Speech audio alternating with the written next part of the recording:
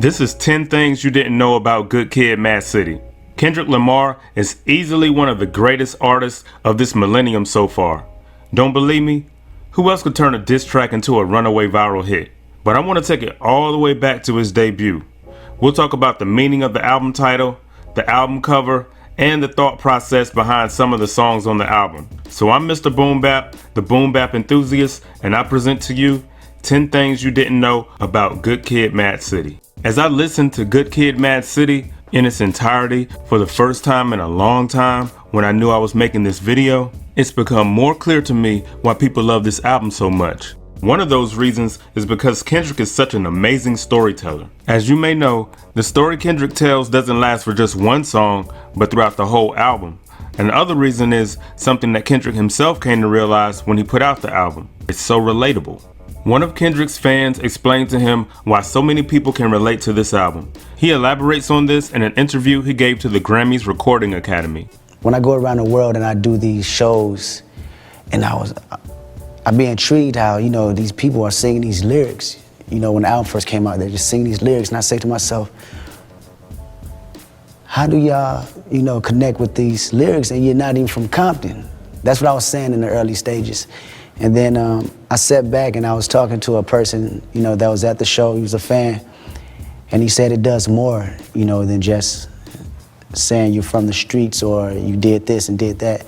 I was in a dark place. I'm in a positive space. That's the concept that I got from the album. And I said, you're right. That's exactly what it is. And I can see how everybody can take their own niches from it and make it into their own. A lot of you will probably teach me a lot about this album in the comments, especially if you were in your early teens in 2012. It hits different when you grow up listening to an artist. When I look at Kendrick, he reminds me so much of Nas. There's the fact that his debut album is almost universally seen as a classic. He has a childhood picture as his album cover, which we'll talk about a little more later. And similar to the way the Illmatic is being studied at Harvard nowadays, there's a lot to unpack on this album. But to me, the best place to start is with the meaning. Now let me be clear. Kendrick wants us to interpret the meaning of the album for ourselves. But when Big Boy from Power 106 Los Angeles asked him what Good Kid, Mad City is about, he had this to say. Man, Good Kid, Mad City, I like people to go into the album and really understand it and break down. But the whole story and the concept, really a self-portrait about myself, trying my best to escape the influences of the city, and figuring it out. So if you listen to it from top to bottom, you would get the whole aspect and concept. And it's only right that a concept album that covers so much ground would have an album cover to match. And yes, I know that there are 2 album covers, but today we're talking about the Baby Kendrick cover. Did you know that Kendrick had the idea for his album cover for a long time? He talked about this on Power 106 Los Angeles as well. That album cover, I had it for years. I knew it was gonna be my album cover. Everything was really premeditated. And that picture just really represents the lifestyle, me growing up in Compton and being influenced by so much. Those my uncles. Yeah. And my grandfather. So when you hear me talk about something like swimming pools, and I say, what parties was going on, that was really me, and that's my lifestyle. That's what I represent. And that was really just a struggle. A lot of people want me to do a different cover, but I was like, no, this is it. This is what's gonna be, and this represents me. And if you look closely, you'll see that on the album cover, a baby bottle is next to a 40 ounce. I just want to show the innocence, of a kid not knowing that a baby bottle was next to a 40 ounce. Oh, crazy. That is crazy. See, when you black the eyes out, I thought they didn't clear the picture. Yeah. He also reveals who the family members are on the picture with Baby Kendrick. 2 on the left, I'm on the lap of my uncle. Yes, sir. To the left again, that's my other uncle. Yes, sir. And to the right, that's my grandfather. I heard that, man. Are everybody still here with us? Yeah. So they got to be. Wow. This got to be amazing for them 2 in the pen. Oh, okay. My uncle's in the pen, but we'll make sure we send this. Damn, both of them. Huh? Yeah. They proud of that though. So as they should be. Best believe that. I know them books are looking healthy too. You know what I'm saying? Nephew Kendrick, man, we made it. You know that's my nephew on that thing, right? Right. Yeah, you know that's him, right? I just want to interrupt this video real quick to let you know that this video is sponsored by the Boom Bap Beat Pack. If you're an MC or a singer looking for dope beats, I have a Boom Bap Beat Pack that has 10 royalty-free beats. Once you buy the pack, they're yours to use for videos, songs, or whatever you need them for. And if you want to hear what some of the tracks sound like before you buy it, some of them serve as the background music in this video. So if you like the sound of that, then click the link in the description or the pinned comment below. Now back to the video. But now let's get into the creative process of the album. We all know that Kendrick is a prolific writer. He throws words at us at 1,000,000 miles a minute, sometimes telling stories, other times boasting on his greatness as an MC. He switches flows and even changes his voice a lot of times. But did you know that Kendrick Lamar writes in his head? And by that I mean he does the Jay-Z thing, writing with no pen and paper. J-Rock confirms this in a Google Play documentary on Kendrick from back in the day. Kendrick came through. I remember we was doing this record, the first record we ever did. And I was struggling to write my verse. I'm writing on a piece of paper and stuff. I'm writing on paper. And I'm trying to hurry up and finish my verse before him. But all the time, he already finished his verse. I'm like, oh, where your paper at? I'm like, you ain't writing on? He said, nah. He said, I write in my head.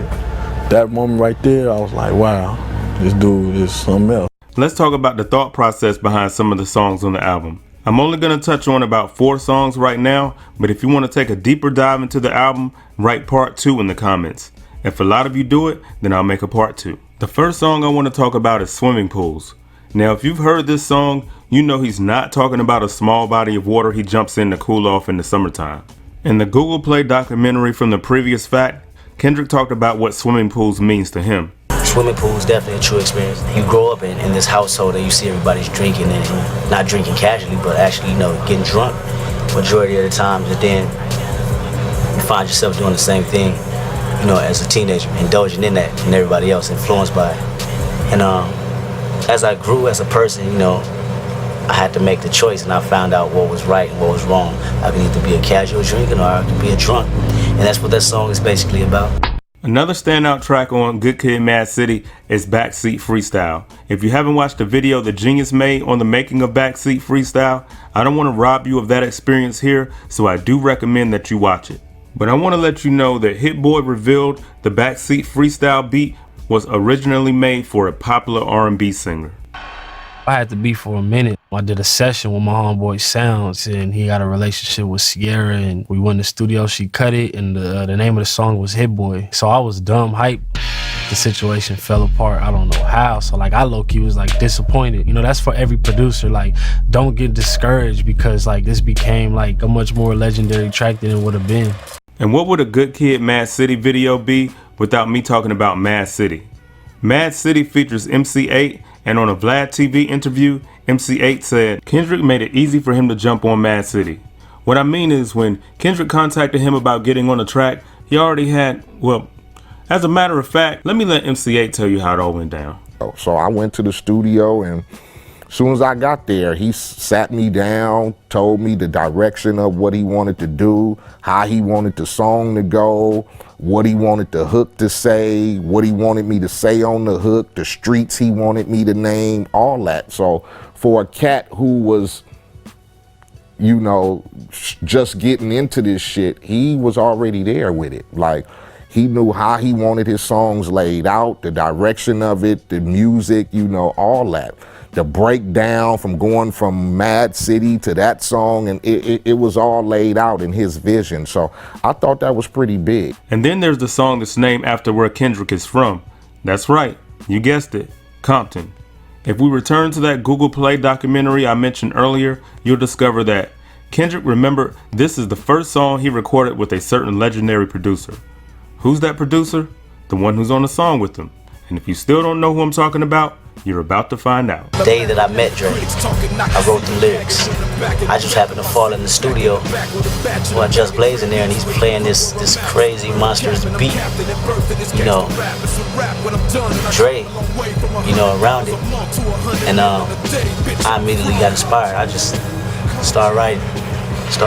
And that was actually the first studio session that I had with Dre. That's the last song on the album for a specific reason. That's the first song I did with Dre.